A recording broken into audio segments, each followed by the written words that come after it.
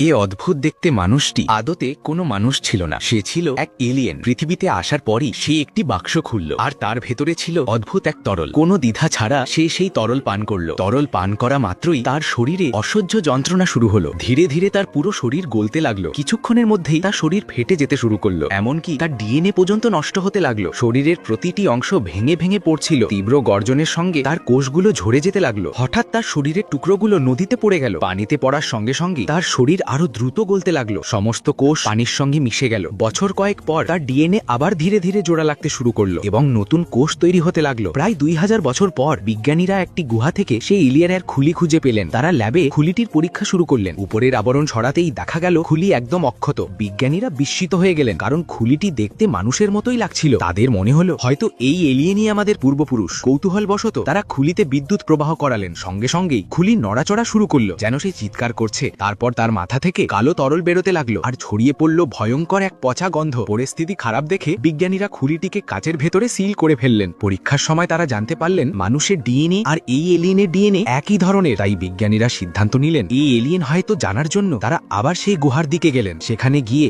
একটি ভুল হয়ে গেল। এক ব্যক্তি ভুল করে এমন এক ঘরে ঢুকে পড়ল যা দেখতে বিশাল কোনো স্পেসশিপের কক্ষের মতো ছিল। কৌতূহলবশত সে একটি বোতাম চেপে দিল। সাথে সাথে তার সামনে আকাশগঙ্গার প্রজেকশন দেখা দিতে লাগলো। কয়েক সেকেন্ডের মধ্যে সব